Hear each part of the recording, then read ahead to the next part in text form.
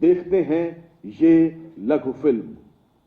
देश का युवा स्वस्थ होगा तभी देश सक्षम बनेगा। स्वस्थ युवा पीढ़ी ही स्वस्थ और सशक्त भारत का निर्माण करेगी। इसी विजन के अनुरूप यशस्वी प्रधानमंत्री नरेंद्र मोदी जी की प्रेरणा से राष्ट्रीय पोषण मिशन सुपोषित भारत के संकल्प को कर रहा है साकार। 6 वर्ष से कम उम्र के बच्चों, गर्भवती महिलाओं और स्तनपान कराने वाली माताओं में कुपोषण के स्तर को कम कर इन्हें सुपोषित बना रही है कर्मयोगी सरकार। माननीय मुख्यमंत्री योगी आदित्यनाथ के यशस्वी नेतृत्व में स्वस्थ और पोषित बचपन को नए आयाम दे रहा है महिला कल्याण, बाल विकास एवं पुष्टाहार विभाग। टेक होम राशन में सुधार, जीवन के पहले 1000 दिनों पर विशेष नजर, आंगनबाड़ी कार्यकर्तियों का प्रशिक्षण और संभव अभियान जैसी अभिनव पहल ने कुपोषण मुक्त उत्तर प्रदेश के निर्माण को दी है नई दिशा और नई गति।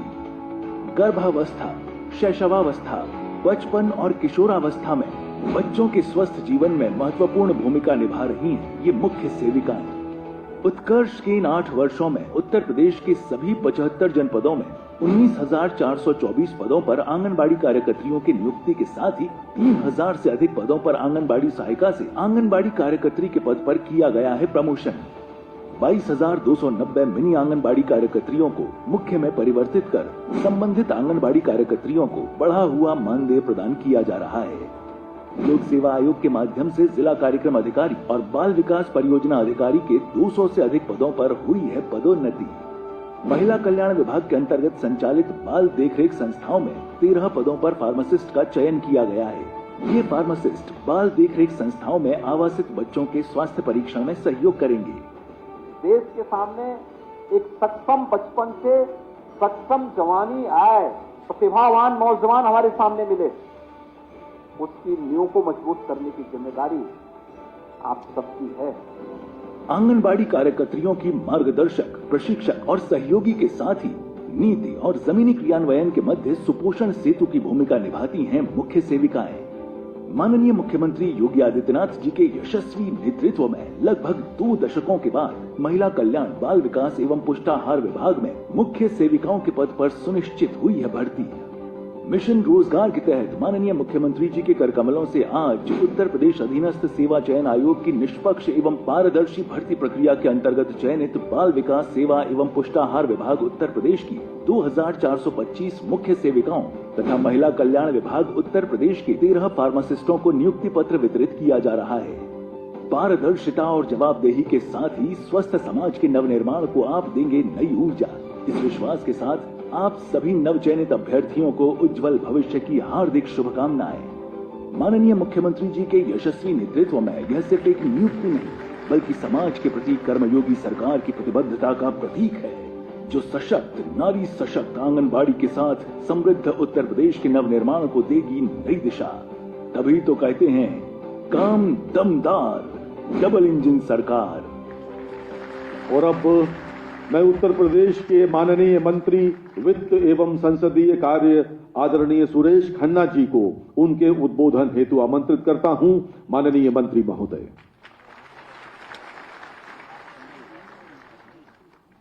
बहुत बहुत धन्यवाद उद्घोषक महोदय।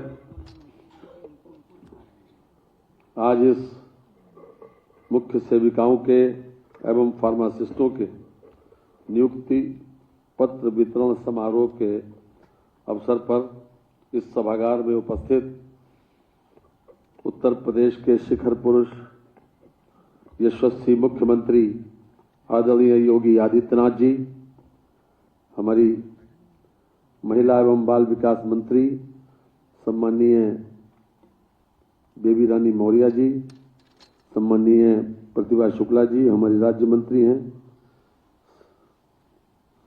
प्रमुख सचिव श्रीमती लीना जौहरी जी, यहाँ पर विराजमान सभी सम्मानित बुजुर्गों और दोस्तों, आज जिनको नियुक्ति पत्र वितरण की जा रही है, ऐसी हमारी सम्माननीय मुख्य सेविका जो अपने योग्यता और पुरुषार्थ के बल पर उनका चयन हुआ है, उपस्थित अन्य महानुभाव, बहनों और भाइयों, लोग कहते हैं बदलता है जमाना अक्सर, और मर्द वो हैं जो जमाने को बदल देते हैं। आज मुझे कहते हुए खुशी है कि मुख्यमंत्री जी ने 2017 में जिस दिन से सत्ता संभाली, उस दिन से लगातार खास तौर से हमारी कन्याओं को, बच्चों को, उनके अंदर आत्मविश्वास पैदा करने, उनकी बेहतर शिक्षा व्यवस्था को बेहतर करने और हर तरह से उन्हें स्वावलंबी बनाने का जो व्रत लिया था, वो एक एक करके वो पूरा कर रहे हैं। आज कन्याओं के सुरक्षा और सम्मान की व्यवस्था, उनके अंदर आत्मविश्वास जगाने की व्यवस्था, खासतौर से चाहे रोमियो स्क्वाड का गठन हो और चाहे 181 के माध्यम से लाखों लोगों को सुरक्षा प्रदान की गई हो, और या फिर जो सबसे ज्यादा मैं समझता हूं कि आवश्यक है समाज में, तो त्वरित न्याय, उसके तहत आज चाहे पॉक्सो केस हो या दूसरे मुकदमे हों, उनमें विशेष रूप से शीघ्र न्याय दिलाने की व्यवस्था हो। इन सब चीजों को प्राथमिकता के आधार पर लेते हुए एक अभूतपूर्व प्रगति की है उत्तर प्रदेश ने योगी आदित्यनाथ जी के नेतृत्व में। सरकार तो पहले भी थी, लेकिन क्या कभी संभव था कि 100 दिन के अंदर FIR से लेकर और सजा होने तक किसी भी कन्या को न्याय मिल सके? लेकिन ये संभव हुआ है आदरणीय मुख्यमंत्री योगी आदित्यनाथ जी के नेतृत्व वाली सरकार ने। और मैं कह सकता हूं कि कन्या के पैदाइश से लेकर और उसके जीवन की जो महत्वपूर्ण घटना शादी तक हमारे मुख्यमंत्री जी ने हर तरीके की व्यवस्था की है। कन्या सुमंगला योजना का जिक्र हमारी पूर्व मंत्री श्रीमती बेबी रानी मौर्य जी ने किया, और वो बहुत सक्सेसफुल योजना है। 25,000 रुपए 6 चरणों में कन्याओं को इसलिए दिए जा रहे हैं ताकि वो हर तरह की शिक्षा प्राप्त कर सके। जो लोग आर्थिक रूप से कमजोर हैं, उन लोगों को खास तौर से दी जा रही है। इस वर्ष खास तौर से 1,77,000 लोगों को वर्ष 25-26 में मात्र अप्रैल से 70 करोड़ रुपए की सहायता उन लोगों को दी गई है जो लोग कन्या सुमंगला योजना के अंतर्गत पात्र थे। इसके पहले लगभग 612 करोड़ रुपया खर्च करके 25,96,000 लोगों को कन्या सुमंगला योजना में लाभान्वित किया जा चुका है। एक तरफ कन्या सुमंगला योजना में शिक्षित करना, दूसरी तरफ पढ़ाई लिखाई के बाद अगर वो चाहें तो मानदेय के आधार पर सेल्फ हेल्प ग्रुप ज्वाइन करना, और उसके बाद जब शादी लायक हो जाएं तो उनकी शादी की व्यवस्था भी करना। आज मुझे कहते हुए खुशी है कि जब से माननीय मुख्यमंत्री जी सत्ता में आए हैं, तब से 4,77,000 कन्याओं के विवाह हमारे जो सामूहिक विवाह योजना के अंतर्गत संपन्न हो चुके हैं। कन्या पैदा होने से लेकर माँ बाप को ये चिंता होती थी कि उसके शादी कैसे होगी। आज तमाम परिवार जो आर्थिक रूप से संपन्न नहीं है या जिनके पास अपना संसाधन नहीं है, उन्हें यह विश्वास है, घर बैठे वो इस बात का जिक्र करते हैं कि मुख्यमंत्री जी ने ऐसी व्यवस्था की है कि चाहे पढ़ाई हो, चाहे फिर सेल्फ हेल्प ग्रुप हो, और फिर चाहे विवाह हो, हर तरीके की व्यवस्था शासन ने कर रखी है। आज 2378 करोड़ रुपया इसके ऊपर अभी तक मुख्यमंत्री सामूहिक विवाह योजना में खर्च किया जा रहा है। पहले इसमें 35,000 रुपए थे और बाद में बढ़कर 51,000 और फिर आज 1 लाख रुपया दिया जा रहा है उन परिवारों को। बहनों और भाइयों, आज मैं विशेष रूप से इस बात को कहना चाहता हूं, जो हमारी जिन मुख्य सेविकाओं को आज यहाँ पर नियुक्ति पत्र मिलेगा, वो एक नई जीवन की शुरुआत करेंगे।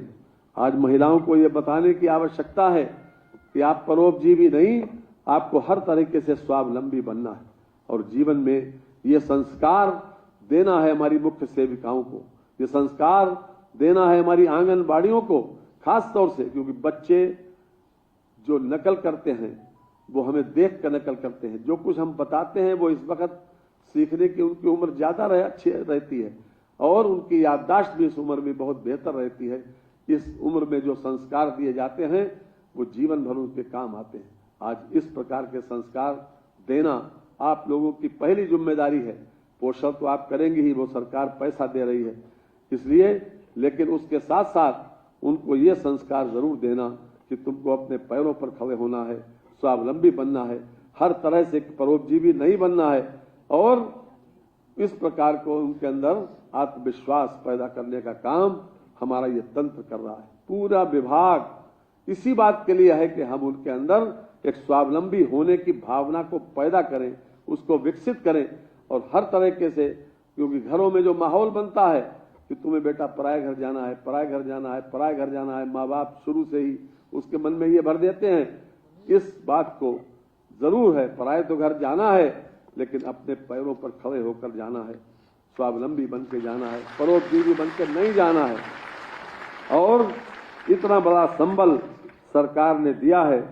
मैं 2 लाइनों में मुख्यमंत्री को विशेष रूप से कहना चाहता हूं कि योगी जी की रूह में ताकत है जब ईमान की, क्यों न फिर यूपी बने पहचान हिंदुस्तान की, क्यों न फिर यूपी बने पहचान हिंदुस्तान की। बहनों और भाइयों, आज पूरा देश के सामने योगी मॉडल सराहा जा रहा है कि जो कुछ भी उत्तर प्रदेश में हो रहा है वो देश उसका और अनुकरण करने के लिए तैयार है। आज हर छोटी बड़ी बात उत्तर प्रदेश की सराही जा रही है, तो आपको ये समझ के काम करना है कि आप एक रोल मॉडल बनेंगी और आने वाली पीढ़ी को शिक्षित और संस्कारित करेंगी। बहुत बहुत धन्यवाद।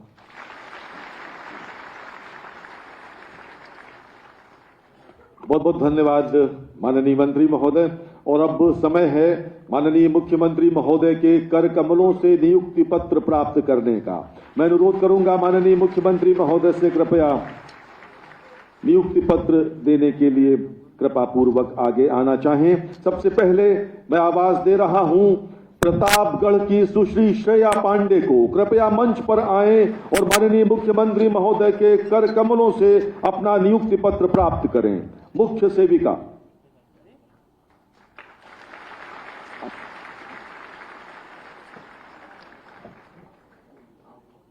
और अब आगरा की सुश्री उपासना दुबे, उत्तर प्रदेश के सभी जनपदों से।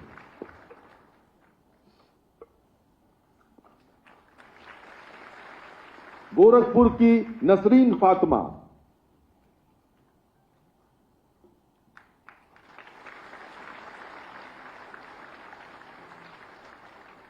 कानपुर देहात से मोनम तिवारी,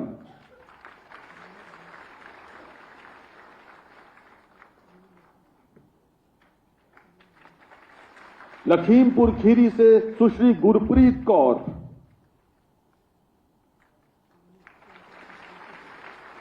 सभी धर्म जातियों संप्रदायों सभी जनपदों के लोग आज यहां पर हैं। कानपुर नगर की सुश्री शिवानी प्रजापति, कानपुर नगर शिवानी प्रजापति, लखीमपुर खीरी से थारू जनजाति की सुश्री पूजा सिंह मंच पर हैं इस समय।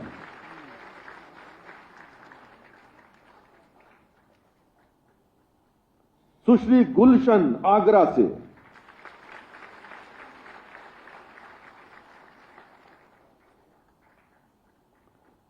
कानपुर नगर से सुश्री नेहा गुप्ता,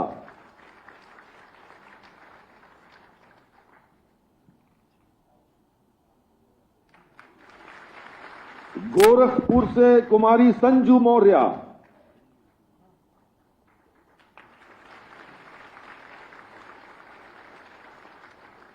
सीतापुर से सुश्री सीमा शुक्ला,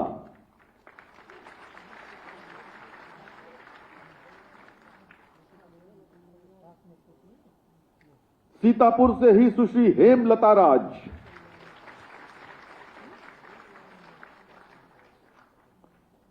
रायबरेली से अंकिता पटेल,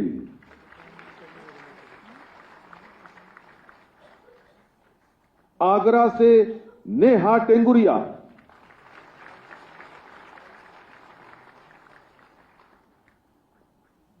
आजमगढ़ पूजा सिंह,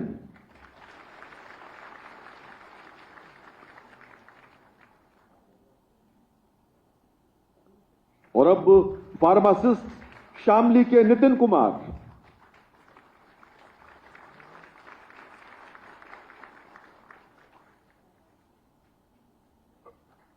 बाराबंकी की सुश्री सीमा रानी,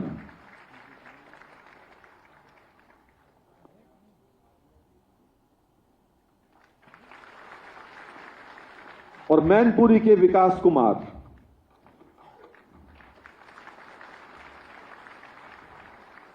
बहुत बहुत धन्यवाद माननीय मुख्यमंत्री महोदय, आपकी सदाशयता के लिए बहुत बहुत धन्यवाद। और हमारे बीच कुछ उम्मीदवार हैं जो अपने विचार हमसे साझा करने वाले हैं। माननीय मुख्यमंत्री महोदय की अनुमति से अब हम सबसे पहले आवाज दे रहे हैं लखीमपुर खीरी की सुश्री नंदू राणा को, जो थारू जनजाति से आती हैं और मुख्य सेविका के पद पर चयनित हुई हैं। सुश्री नंदू राणा जी, समय लेने के लिए धन्यवाद। नमस्ते सर, मैं नंदू राणा जनपद लखीमपुर खीरी के दुधवा नेशनल पार्क के जंगलों में स्थित थारू समाज के क्षेत्र से ग्राम सुरमा की रहने वाली हूँ। सर, मैं बता दूं कि मैं उस जगह से आई हूँ जहाँ आज भी मूलभूत आवश्यकताओं की कमी है, जैसे इंटरनेट, बिजली और सबसे बड़ी समस्या है उच्च शिक्षण संस्थान। सर, मैं बता दूं कि मेरा अब तक का सफर बहुत ही संघर्षमय रहा है। मेरे एक पति जो है छोटे से कृषि हैं और मैं गांव के ही सरकारी स्कूल में शिक्षा मित्र के पद पर कार्यरत रही हूं। सर, शिक्षण कार्य और परिवार के दायित्वों के बीच ही मैंने आगे की तैयारी की और आज अधीनस्थ सेवा चयन आयोग के माध्यम से मुख्य सेविका के पद पर चयन हुई हूँ। निष्पक्ष इस भर्ती प्रक्रिया को निष्पक्ष तरीके से पूर्ण कराने के लिए मैं माननीय मुख्यमंत्री जी को हृदय से आभार व्यक्त करती हूँ। और मैं बताना चाहती हूँ प्रदेश की जनता को कि जब एक आदिवासी समाज की महिला को ये अवसर प्राप्त हो सकता है तो हर वह लड़की या महिला अपने मेहनत के बल पर कोई भी पद हासिल कर सकती है। यह सब आपके स्वच्छ सरकार में ही संभव है और इसके लिए मैं पुनः एक बार माननीय मुख्यमंत्री जी को हृदय से साधुवाद करती हूँ। धन्यवाद। बहुत बहुत धन्यवाद नंदू राणा जी, बहुत धन्यवाद। और हमारे बीच सुश्री अवंतिका मिश्रा हैं लखनऊ से। ये लखनऊ विश्वविद्यालय की स्नातकोत्तर की टॉपर हैं, गोल्ड मेडलिस्ट हैं। अवंतिका मिश्रा।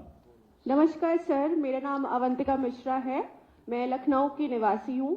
मैं अपने और अपने परिवार की तरफ से आपको बहुत बहुत धन्यवाद करना चाहूँगी कि आज मुझे यह शुभ अवसर प्राप्त हुआ। सर, मैंने लखनऊ यूनिवर्सिटी से पोस्ट ग्रेजुएट किया है सोशल वर्क में और मैंने उसमें टॉप किया था और मुझे 5 गोल्ड मेडल प्रदान किए गए थे। उसके बाद सर मैंने अपनी तैयारी सिविल सर्विसेज में स्टार्ट की थी, मगर मेरे सामने फिर कुछ चुनौतियां आ गई और मेरे पिताजी का स्वास्थ्य कुछ बिगड़ गया, जिस वजह से घर की जिम्मेदारियां मुझ पे आ गई और मुझे वह तैयारी बीच में ही रोकनी पड़ी। फिर इस भर्ती ने मुझे एक सुनहरा अवसर प्रदान किया। यह भर्ती एक अवसर की तरह मेरे पास आई और मैंने अपने पूरे प्रयास से, पूरी मेहनत से इसमें सफलता हासिल की। मैं आपका धन्यवाद करना चाहती हूं कि आपने पूरी पारदर्शी तरह से और बिना किसी भेदभाव के इस भर्ती को पूरा कराया और आज मुझे यह शुभ अवसर प्राप्त हुआ।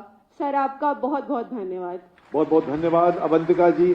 और हमारे बीच प्रतापगढ़ की सुश्री श्रेया पांडे हैं और श्रेया जी ने मुख्य सेविका की परीक्षा में सर्वोच्च स्थान प्राप्त किया है। श्रेया जी, कृपया अपने अनुभव साझा कीजिए। नमस्कार सर, मेरा नाम डॉक्टर श्रेया पांडे है। मैं जनपद प्रतापगढ़ की निवासी हूँ। इस परीक्षा में मैंने प्रथम स्थान प्राप्त किया है। यदि यह परीक्षा सुचितापूर्ण तरीके से संपन्न ना कराई गई होती तो हम जैसे लोगों के लिए संभव ना हो पाता। मैंने परास्नातक के पश्चात JRF की परीक्षा को उत्तीर्ण करके अपनी डॉक्टरेट की उपाधि को हासिल किया है। यह विज्ञापन मेरे जीवन में रोशनी की किरण लेकर आया है, जिसमें मुझे यह यकीन था अगर मैं अपना 100% दूंगी तो निश्चय है अपने लिए एक सीट को प्राप्त कर सकती हूं। और यह विश्वास था मुझे अपने माननीय मुख्यमंत्री जी पर और अपनी सरकार पर, जिन्होंने सुचितापूर्ण तरीके से इस परीक्षा को संपन्न कराया तथा मेरे सपने को साकार किया, जिसका परिणाम यह हुआ कि अपने पारिवारिक जिम्मेदारियों का निर्वहन करते हुए मैंने इस परीक्षा में प्रथम स्थान को प्राप्त किया है। इसके लिए मैं मुख्यमंत्री जी का हृदय से आभार व्यक्त करती हूँ। धन्यवाद सर। बहुत बहुत धन्यवाद। और फार्मासिस्ट के पद पर चयनित अमरोहा की सुश्री सिकलेश। माननीय मुख्यमंत्री जी एवं मंच पर आसीन समस्त माननीय अतिथिगण को मेरा सादर प्रणाम। मेरा नाम सिकलेश है। मैं अमरोहा जिले के गजरोला की निवासी हूँ। मेरा चयन UP-SSC के माध्यम से महिला कल्याण विभाग में फार्मासिस्ट के पद पर हुआ है। मैं इस सरकार और माननीय मुख्यमंत्री जी का बहुत बहुत धन्यवाद व्यक्त करती हूँ, क्योंकि यह जो नियुक्ति है बहुत पारदर्शी और शुचितापूर्ण संपन्न हुई है। मैं अपने पद की गरिमा को रखते हुए अपने कर्तव्य का पालन पूर्ण निष्ठा, ईमानदारी और सेवा भाव के साथ करूंगी। धन्यवाद। फार्मासिस्ट के पद पर ही चयनित दिनेश विश्वकर्मा। माननीय मुख्यमंत्री जी और मंच पर उपस्थित सभी अतिथिगण को मेरा सादर प्रणाम। मेरा नाम दिनेश विश्वकर्मा है। मैं आजमगढ़ का निवासी हूँ। मेरा चयन अधीनस्थ सेवा चयन आयोग के द्वारा महिला कल्याण विभाग में फार्मासिस्ट के पद पर हुआ है। मैं माननीय मुख्यमंत्री जी को अवगत कराना चाहूँगा कि आपकी सरकार में युवाओं को ढेर सारे रोजगार के अवसर प्रदान किए जा रहे हैं, जिसके लिए मैं आपका तहे दिल से बहुत बहुत धन्यवाद करता हूँ। बहुत बहुत धन्यवाद। वास्तव में नारी शक्ति को समर्पित आज का ये विशिष्ट आयोजन फूलों की कोमल छाया में शक्ति का नाम हिनारी है, जग को जीवन देने वाली मौत भी तुझसे हारी है। मित्रों, वर्तमान सरकार महिलाओं और बच्चों के सर्वांगीण विकास के लिए अत्यंत संवेदनशील है। देवी और सज्जनों, प्रदेश के युवाओं के निराशा के अंधकार से बाहर निकालकर पिछले 8 वर्षों में मिशन रोजगार के माध्यम से युवाओं को 8.5 लाख से अधिक सरकारी नौकरी देने वाले और 2 करोड़ से अधिक युवाओं को MSME और निजी क्षेत्र में रोजगार दिलवाने वाले उत्तर प्रदेश के लोकप्रिय मुख्यमंत्री आदरणीय योगी आदित्यनाथ जी को मैं उनके आशीर्वचन के लिए आमंत्रित करता हूं। माननीय मुख्यमंत्री महोदय।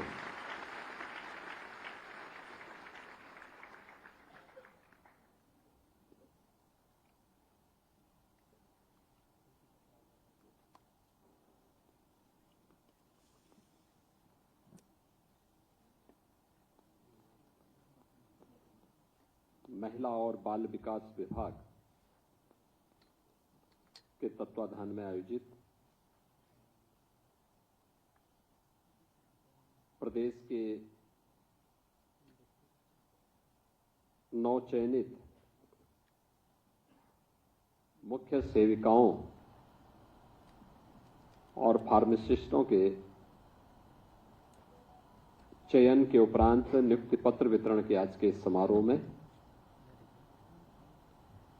उपस्थित प्रदेश के वित्त और संसदीय कार्य विभाग के मंत्री श्री सुरेश कुमार खन्ना जी, महिला और बाल विकास विभाग की मंत्री श्रीमती बेबी रानी मौर्य जी, राज्य मंत्री श्रीमती प्रतिभा शुक्ला जी, प्रमुख सचिव महिला कल्याण और बाल विकास विभाग श्रीमती टीना जौहरी जी, आज के इस कार्यक्रम में उपस्थित सभी नवचयनित मुख्य सेविकाएं, फार्मासिस्टगण और प्रदेश के सभी 75 जनपदों में जहां पर यह नियुक्ति पत्र वितरण के कार्यक्रम हो रहे हैं, उन सभी स्थलों पर उपस्थित प्रदेश सरकार के हमारे सभी मंत्रीगण, सभी जनप्रतिनिधिगण और नियुक्ति पत्र प्राप्त करने वाले सभी अभ्यर्थीगण और उपस्थित बहनों और भाइयों, 2438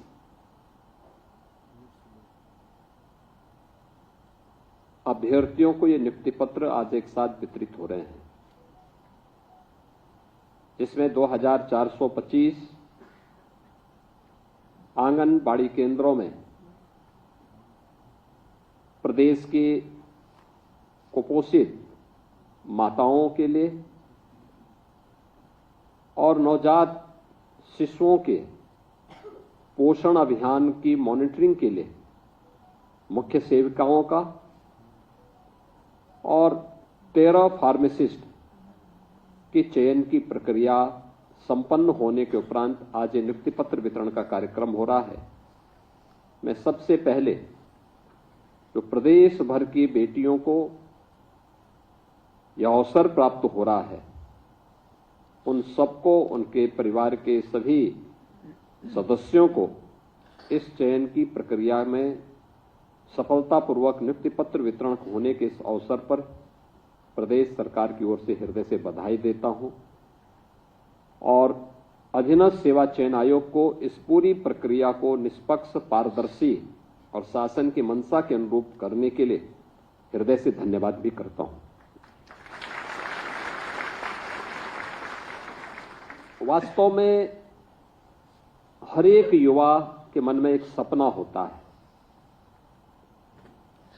और उस सपने को प्राप्त करने के लिए वह अपने स्तर पर प्रयास करता है, एक स्वस्थ प्रतिस्पर्धा को आगे बढ़ाने का काम करता है। उस युवा के सपने को मंच देने का काम किसी भी लोकप्रिय सरकार को करना चाहिए। इस सरकार का दायित्व होता है, युवा प्रतिभाशाली होता है, ऊर्जा से भरपूर होता है, उसको सही दिशा मिल सके, वह राष्ट्र निर्माण की प्रवर्तमान अभियान का हिस्सा बन सके, यह किसी भी सरकार की जिम्मेदारी बननी चाहिए। लेकिन जब वही युवा भेदभाव का शिकार होता है, बेईमानी और भ्रष्टाचार की भेंट चढ़ता है, यह क्षति केवल एक युवा की नहीं होती, राष्ट्रीय क्षति होती है। राष्ट्र उस प्रतिभा से वंचित होता है, पीढ़ियां उस प्रतिभा से वंचित होकर के, कुंठित होकर के निराशा और हताशा की ओर जाती है। दुर्भाग्य से लगभग 2 दशक तक उत्तर प्रदेश एक लंबे समय की हताशा, निराशा के जाल में फंस करके पूरी तरह अंधकार के युग में जा चुका था। 2017 के पहले यही होता था, नियुक्ति नहीं हो पाती थी। अगर नियुक्ति कहीं से आ भी गई तो उसमें बंदर बांट होता था। बेईमानी और भ्रष्टाचार इस कदर में होती थी कि योग्यता के आधार पर किसी भी युवा को उसका चयन नहीं मिल पाता था। परिणाम होता था, न्यायालय को हस्तक्षेप करना होता था और उसके बाद फिर ये मामले आगे बढ़ते थे। परिणाम क्या रहा? उत्तर प्रदेश की नियति हो गई थी बीमारू राज्य बनने की। उत्तर प्रदेश को परमात्मा ने, प्रकृति ने बीमारू नहीं बनाया था। बेईमान राजनीतिक दलों ने उत्तर प्रदेश को बीमारू बनाया था। मानसिक रूप से बीमार लोगों ने उत्तर प्रदेश को बीमार बनाया था। यह उत्तर प्रदेश अपनी प्रकृति से और प्राकृतिक संसाधनों से दुनिया का सबसे समृद्ध प्रदेशों में से गिना जाता है, लेकिन यहां की बीमार मानसिकता की राजनीतिक दलों ने, सत्ताधारी दलों ने उत्तर प्रदेश को बीमारू राज्य की श्रेणी में ला करके खड़ा कर दिया था। युवाओं के सामने पहचान का संकट खड़ा हुआ तो उत्तर प्रदेश के सामने पहचान का संकट खड़ा हुआ। आज मैं देख रहा था ये नियुक्ति पत्र वितरण के दौरान, इसमें आजमगढ़ के भी युवाओं को सेवा का अवसर प्राप्त हुआ है, अमरोहा को भी प्राप्त हुआ है, शामली को भी प्राप्त हुआ है, लखनऊ, कानपुर, आगरा, गोरखपुर, वाराणसी, प्रयागराज, ये जनपद ऐसे हैं जहां पर एक प्रतिस्पर्धा है, लोगों के लिए साधन है।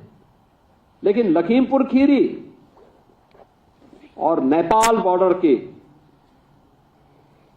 दुधवा नेशनल पार्क के जंगलों के बीच थारू जनजाति से जुड़ी हुई कोई बेटी चयन हो जाती है तो मान के चलिए चयन की प्रक्रिया पारदर्शी हुई है।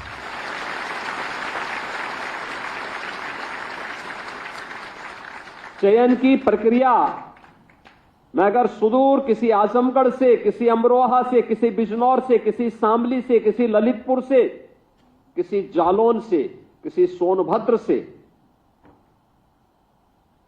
अगर किसी बेटी का चयन होता है तो हम मान करके चलते हैं कि चयन की प्रक्रिया निष्पक्ष हुई है, पारदर्शी हुई है, क्योंकि प्रतिभा वहां पर भी है। और इस पूरी चयन की प्रक्रिया में आपने इन सब बातों को देखा होगा। नियुक्ति की प्रक्रिया के दौरान भी मैं देख रहा था, और एक नहीं,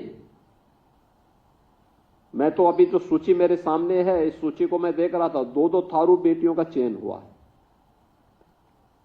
यानी जिन तक नौकरी नहीं पहुंच पाती थी, जिन तक योजनाएं नहीं पहुंच पाई थी, आज उन तक नौकरी पहुंच रही है।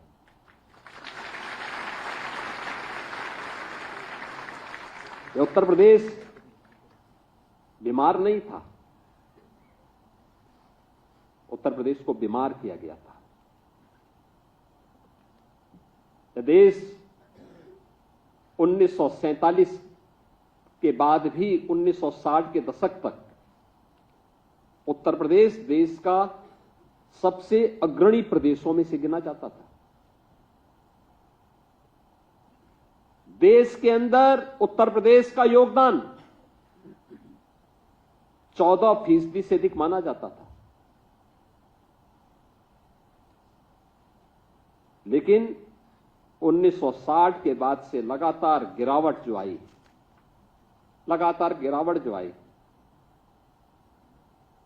1990 के बाद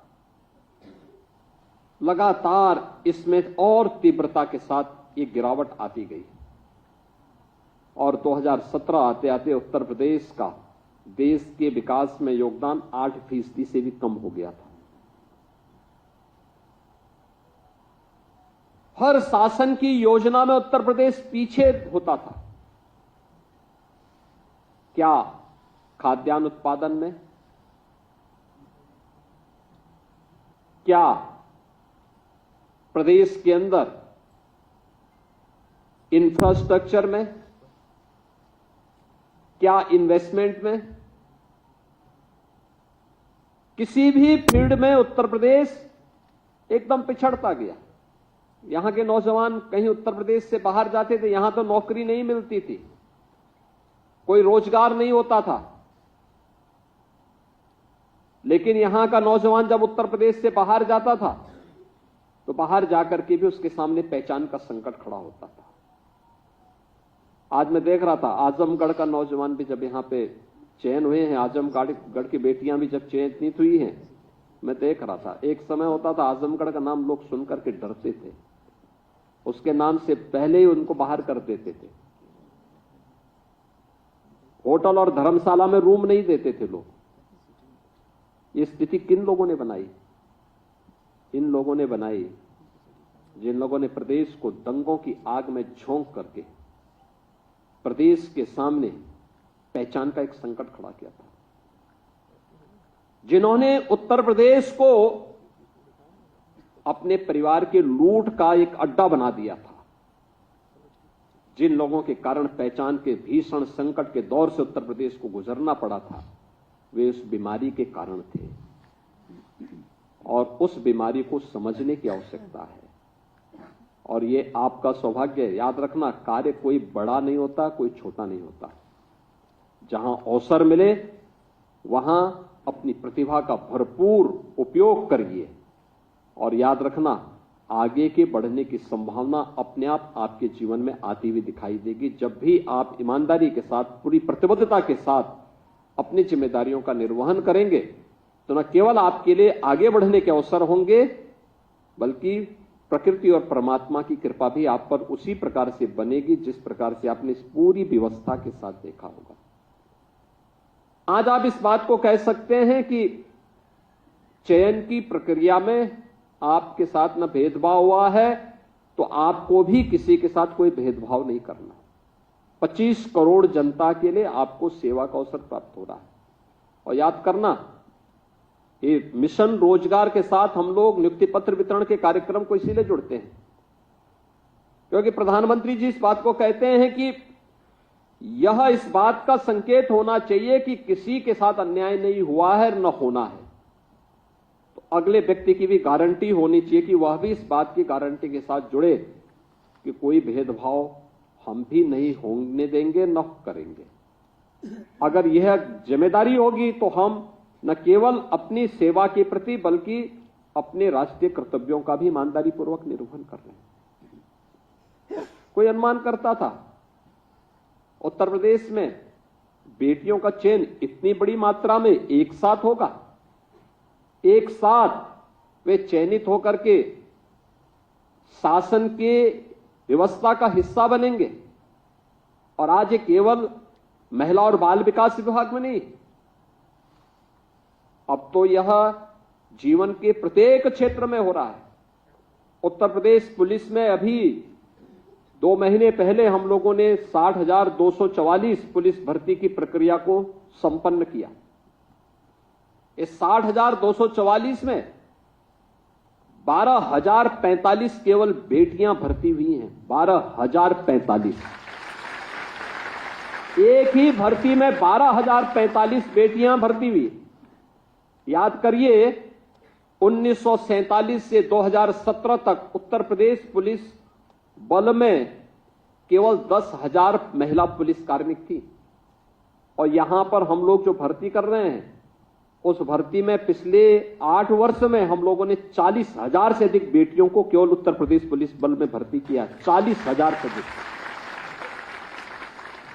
यानी ऐसा नहीं कि प्रतिभा की कमी उनमें पहले भी रही हो, लेकिन अवसर नहीं मिलता था। 1,56,000 शिक्षकों की भर्ती अकेले बेसिक शिक्षा परिषद में हुई और 1,56,000 शिक्षकों की भर्ती में ज्यादातर बेटियां भर्ती हुई हैं, जो अपना योगदान आज प्रदेश के अंदर दे रही हैं, बेसिक शिक्षा के उन्नयन के लिए कर रही हैं। सरकार ने भी इन 8 वर्षों में प्रयास किया है। आंगनवाड़ी केंद्रों के लिए, बेसिक शिक्षा परिषद के लिए। अभी आपने देखा होगा विपक्ष के पास कोई मुद्दा होता नहीं, हर एक उसको मुद्दा बनाने का प्रयास करते हैं। एक नकारात्मक दृष्टिकोण है। जिन लोगों की नकारात्मक दृष्टिकोण ने प्रदेश को बीमारू बनाया था, आज उनके द्वारा उठाए जाने वाले वे नकारात्मक मुद्दे फिर से प्रदेश को उसी झंझावत में, उसी जाल में उलझाने का प्रयास करते हैं। जब हम लोगों ने कहा कि प्रदेश के अंदर जर्जर विद्यालयों को शिफ्ट करना चाहिए, क्योंकि आपने देखा होगा एक राज्य में एक जर्जर विद्यालय भवन गिर गया, अनेक बच्चे उस जर्जर भवन के नीचे दब करके मर गए, दर्जनों बच्चे घायल हो गए। इस जनहानि, जो बच्चे चले गए, जो गंभीर रूप से घायल हो गए, क्या उनको कोई भरपाई कर पाएगा? लेकिन बीमार मानसिकता किस रूप में कटघरे में खड़ा करने का प्रयास करती है। दूसरा, छात्र शिक्षक अनुपात ठीक हो, इस दृष्टि से सरकार का एक प्रयास था, राष्ट्रीय शिक्षा नीति का हिस्सा था।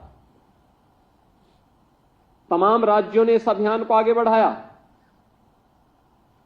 उत्तर प्रदेश से भी अपेक्षा होती है, उत्तर प्रदेश भी इस प्रक्रिया को आगे बढ़ाए। अच्छी शिक्षा, बेहतर शिक्षा हर बच्चे का अधिकार है, उसको मिलना चाहिए। सरकार ने जब इस अभियान को आगे बढ़ाया तो उसके नाम पर तमाम प्रकार से भ्रम पैदा करने का प्रयास हुआ। सरकार ने इस बारे में कहा कि हम जो विद्यालय भवन अच्छी स्थिति में होंगे और पेयरिंग का पार्ट बनेंगे, वहां पे हम लोग जो बच्चे आएंगे उनके लिए प्री प्राइमरी चलाएंगे, प्री प्राइमरी स्कूल चलाएंगे, बाल वाटिका चलाएंगे। 3 वर्ष से लेकर के 6 वर्ष तक के बच्चों को वहां पर ले जाकर के उन्हें प्री प्राइमरी के रूप में उनके लिए एक व्यवस्था देंगे और उन सभी बच्चों के लिए एक पोषण मिशन का एक विशेष अभियान लेकर के चलेंगे, जिससे उन बच्चों को भी हम लोग प्रदेश के अंदर पोषण मिशन के कार्यक्रम के साथ जोड़ करके उन्हें बेहतर रूप से आगे बढ़ा सकें। क्योंकि किसी भी बच्चे के जीवन में जितनी भी संभावना होती है उसका अधिकतर मानसिक विकास, जो भी विकास होना होता है, 1 से 3 वर्ष की उम्र ऐसी होती है जिसमें उसके जीवन का 80 से लेकर 90% विकास होता है, मानसिक विकास होता है। और 3 से लेकर के 6 वर्ष की उम्र ऐसी होती है जहां पर मानसिक विकास के लिए हम थोड़ा सा प्रयास करेंगे तो 5% से 7% तक का मानसिक विकास वहां पर हम लोगों को देखने को मिलता है। शेष बाकी क्रमिक रूप से उससे आगे बढ़ने का एक अवसर प्राप्त होता है। और यह अवसर है जब हम उन बच्चों को उनके मानसिक विकास की प्रक्रिया के साथ जोड़ करके एक बेहतर माहौल बाल वाटिका के माध्यम से दे सकें, प्री प्राइमरी के रूप में जिसे हम आगे बढ़ाना चाहते हैं। उसके लिए भी लोगों ने भ्रम पैदा करने का प्रयास किया। आज मुझे प्रसन्नता है कि महिला और बाल विकास विभाग और बेसिक शिक्षा परिषद ने तमाम विरोध के बावजूद 5000 ऐसी बाल वाटिकाओं को सफलतापूर्वक संचालन की प्रक्रिया के साथ जोड़ करके आगे बढ़ा दिया है। उत्तर प्रदेश के अंदर अभी विभाग की मंत्री श्रीमती बेबी रानी मौर्य जी और श्रीमती प्रतिभा शुक्ला जी अपनी बात को बता रही थी कि कैसे उन्होंने ऑपरेशन कायाकल्प के अंतर्गत आंगनबाड़ी केंद्रों का पुनरुद्धार का कार्य सफलतापूर्वक संपन्न किया, नए आंगनबाड़ी केंद्र बनाए। और हम लोगों ने विभाग से कहा है कि भाई एक बार में जितने भी आंगनबाड़ी ऐसे केंद्र हैं जिनके पास अपना स्वयं का भवन नहीं है, एक बार में प्रस्ताव बनाइए, शासन धनराशि देगा, उनके पास अपना भवन होना चाहिए और एक बेहतरीन माहौल वहां पर बच्चों को प्राप्त होना चाहिए। यह सरकार की प्रतिबद्धता है, क्योंकि अगर हमारा बचपन स्वस्थ होगा तो उसकी जवानी भी और उसका बुढ़ापा भी अपने आप ही स्वस्थ हो जाएगा, देश का भविष्य सुधर जाएगा, संवर जाएगा और इसको सजाने संवारने का काम आपके हाथों में आ रहा है, आपके हाथों में आ रहा है। याद रखना, देश के बचपन को बचाने की पूरी जिम्मेदारी, प्रदेश के बचपन को बचाने की महत्वपूर्ण जो जिम्मेदारी है वह दायित्व आपके ऊपर आ रहा है। इसी के लिए प्रधानमंत्री जी ने इस बात को कहा। हमेशा प्रधानमंत्री जी इस बात पर जोर देते हैं कि जो हमारी आंगनबाड़ी की बहनें हैं, उन बहनों का काम उसी प्रकार से है जैसे मां यशोदा का काम था। भगवान श्री कृष्ण को उनके जन्म से लेकर के और 6 वर्ष की उम्र तक का लालन पालन मां यशोदा ने किया था। याद रखना, जब भी कृष्ण की बात आती है, श्री कृष्ण की बात आती है, तो मां यशोदा को भी हर व्यक्ति याद करता, स्मरण करता, उसी श्रद्धा भाव के साथ उन्हें सम्मान देता है। आपका स्थान भी वही बनने जा रहा है। आप उन आंगनबाड़ी केंद्रों में जो बहनें काम कर रही हैं, उनकी मॉनिटरिंग के लिए, उनका वहां पर मॉनिटरिंग के लिए आपको एक मुख्य सेविका के रूप में अपने दायित्व का निर्वहन करना है। वहां पर उस दायित्व का निर्वहन करना है, उसके साथ आपको जुड़ना है। तो एक बड़ी जिम्मेदारी है। हमें अपने कार्यों के माध्यम से यह दिखाना होगा कि बेटा हो या बेटी, कोई भेदभाव नहीं होना चाहिए। लोगों में एक अवेयरनेस पैदा होना चाहिए, एक जागरूकता बहुत महत्वपूर्ण है। और इसी के लिए प्रदेश में हम लोगों ने मुख्यमंत्री कन्या सुमंगला योजना चलाई। मुझे प्रसन्नता है कि अभी 26 लाख बेटियों को हम इस योजना के साथ जोड़े हुए हैं। ये 26 लाख से अधिक बेटियां जन्म से लेकर के स्नातक तक की पढ़ाई के लिए सरकार के उस 25,000 के पैकेज के साथ जुड़ चुकी है। हम लगातार इस अभियान को आगे बढ़ाना चाहते हैं और भी संख्या में ये चीजें आगे बढ़े। बेटी शादी योग्य होगी जिन परिवारों में साधन नहीं है, उसकी जिम्मेदारी सरकार लेगी। मुख्यमंत्री सामूहिक विवाह योजना में ऐसी बेटियों की शादी के लिए हर बेटी की शादी के लिए 1 लाख रुपए की व्यवस्था सरकार कर रही है, सरकार दे रही है। और मुझे प्रसन्नता है कि 4 लाख बेटियों की शादी इस योजना के माध्यम से अब तक प्रदेश सरकार संपन्न कर चुकी है। ये चीजें तब होती हैं जब सरकार की मंशा बिना भेदभाव के इन कार्यक्रमों को आगे बढ़ाने की होती है। मातृ वंदना योजना में 183 करोड़ रुपए से अधिक की धनराशि अब तक वितरित की जा चुकी है। ये लगातार आगे बढ़ाई जा रही है और मुझे ये देख करके अच्छा लगा जब लोग कहते हैं कि आखिर परिणाम क्या है। तो परिणाम इस बात पर निर्भर करता है कि अगर हम लोग जो नेशनल फैमिली हेल्थ सर्वे है 15-16 में हुआ था, उसकी तुलना में अगर 17 के बाद के आंकड़ों को देखेंगे तो इसमें व्यापक सुधार देखने को मिला। यानी ये दिखाता है कि एक सही दिशा में हम लोग चल रहे हैं। खासतौर पर अगर हम देखेंगे तो पहले 4 वर्ष में ही 17 के बाद पहले 4 वर्ष में जो हमारे सामने परिणाम आए, महिलाओं में एनीमिया के स्तर में 5.1% का सुधार हुआ, स्टंटिंग में 6.6% की, अल्प वजन में जो प्रीमेच्योर बच्चे हो जाते हैं 7.4% की, सूखापन में 0.6% के का सुधार हुआ और शिशु मृत्यु दर घट करके 38 हो गई और मातृ मृत्यु दर 197 हो गई। यानी ये चीजें दिखाती हैं कि प्रधानमंत्री जी की जो मंशा है उसके अनुरूप इसे हम तेजी के साथ आगे बढ़ा रहे हैं। और अभी कुछ ही महीनों में जब आंगनबाड़ी केंद्रों में स्मार्टफोन मिलेंगे, उनकी ट्रेनिंग होगी, डाटा अपलोड होने, ये डाटा इससे भी बेहतर हुए होंगे, लेकिन नियमित रूप से रियल टाइम मॉनिटरिंग न होने का परिणाम है या वह डाटा हमें समय पे न मिलने के नाते, अपलोड समय पे न होने का परिणाम होता है कि बहुत बार सही आंकड़े न पहुंचने के कारण भी हमारे आंकड़े कम देखने को मिलते हैं। लेकिन अभी बहुत शीघ्र जब ये मिलेंगे तो मैं कहता हूं इसमें काफी बड़े पैमाने पर इसमें परिवर्तन आएगा और उस परिवर्तन का वाहक आपको बनना पड़ेगा। हर आंगनबाड़ी केंद्र के अंदर व्यवस्था को देखना, समय पे पोषाहार मिल जाए, कुपोषित मां हो या बच्चा हो, उसके लिए उपलब्ध पोषाहार समय पे उन्हें मिले, सभी प्रकार की शासन की योजनाओं का लाभ उन्हें प्राप्त हो सके। हमारा प्रयास होना चाहिए कि हम वहां पे एक टीम लीडर के रूप में मार्गदर्शन करें, सोसाइटी को जागरूक करें, आगे बढ़ने के लिए प्रेरित करें, अपना स्वयं का आंगनबाड़ी केंद्र बन सके, इसके लिए प्रस्ताव देना, इन कार्यक्रमों को आगे बढ़ाना। और अगर इन कार्यक्रमों को हम आगे बढ़ा देंगे, सरकार ने इस दिशा में काफी चीजें आगे बढ़ाई हैं और इन चीजों को आगे बढ़ाने के लिए हम लोग जब तेजी के साथ कार्य कर रहे हैं, आज परिणाम है।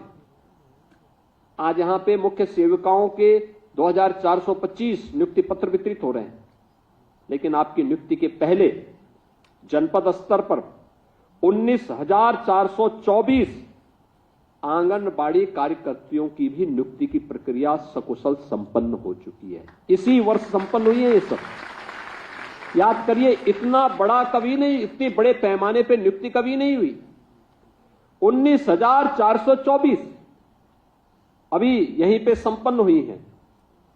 इसके साथ ही 3,000 से अधिक आंगनबाड़ी सहायकों की भी, जो आंगनबाड़ी सहायिकाएं थी, उनका भी आंगनबाड़ी कार्यकर्त्री के रूप में उनको प्रमोशन दिया गया, यानी उनके मानदेय में उसके साथ ही बढ़ोतरी भी हुई है।